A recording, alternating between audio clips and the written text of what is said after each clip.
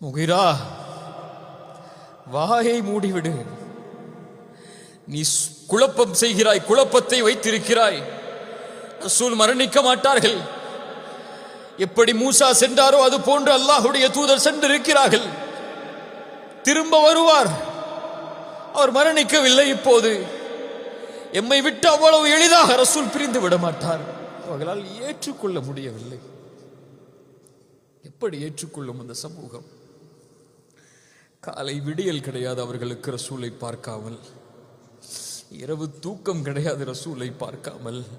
ஓடி வருவார்கள். யா ரசூலல்லாஹ், நான் உங்களோடு இருக்கிறேன், மன நிம்மதியாக இருக்கிறது. வீட்டிற்கு சென்று குழந்தைகளோடு மனைவியோடு இருந்து விட்டால் திடீரென்று உங்களுடைய நினைவு வருகிறது. ஓடி வருகிறேன் உங்களை பார்ப்பதற்காக. யா ரசூலல்லாஹ், என் மரணத்தையும் உங்கள் மரணத்தையும் நினைத்து பார்க்கிறேன். நான் மரணித்தால் நான் என் நிலைமை தெரியாது. ஆனால் நீங்கள் மரணித்தால் உயர்ந்த தோழர்களோடு, உயர்ந்த நபிமார்களோடு நீங்கள் வாழ்ந்து விடுவீர்கள் மறுமையில்.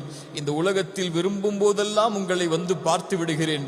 மறுமையில் உங்களை பார்க்கக்கூடிய வாய்ப்பை அல்லாஹ் எனக்கு தருவானா என்ற கேள்வியை கேட்டுக்கொண்டிருந்த தோழர்கள்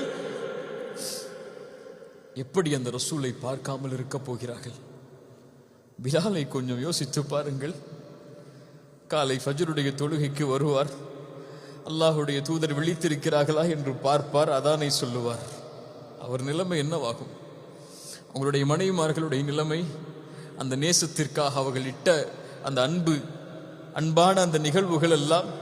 ஃபாத்திமாவுடைய நிலைமை ரலியல்லாஹு அன்ஹா, அபூபக்கர் ரலியல்லாஹு அன்ஹு அவர்களுடைய நிலைமை, உமருடைய நிலைமை, உஸ்மானுடைய நிலைமை, அலியுடைய நிலைமை, இன்னும் அங்கிருந்த அத்துணை நபித்தோழர்களுடைய நிலைமையும் ஆடி நிற்கிறது. சபை இருள் சூழ்ந்திருக்கிறது. மதீனாவை என்ன ஆகப் போகிறது என்று தெரியாமல் குழம்பி நிற்கிறது. ரசூல் உருவாக்கி ஒரு வீரர் உள்ளே நுழைகிறார்.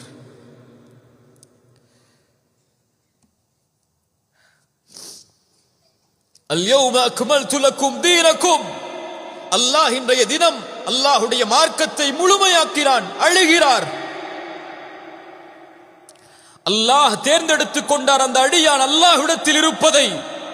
நபித்தோழர்கள் எல்லோரும் மகிழ்வில் அழுகிறார். எப்போது ரசூலுல்லாஹ்வுடைய பிரிவை பற்றி அல்லாஹ்வுடைய தூதர் எப்போதெல்லாம் சொன்னார்களோ அப்போதெல்லாம் அழுதார். ஆனால் அவர்கள் மரணித்ததற்கு பிறகு கலங்காமல் அந்த சபைக்கு உள்ளே நுழைந்தார். ஏன்? அவர் கலங்கினால் அந்த சமூகமே கலங்கிவிடும்.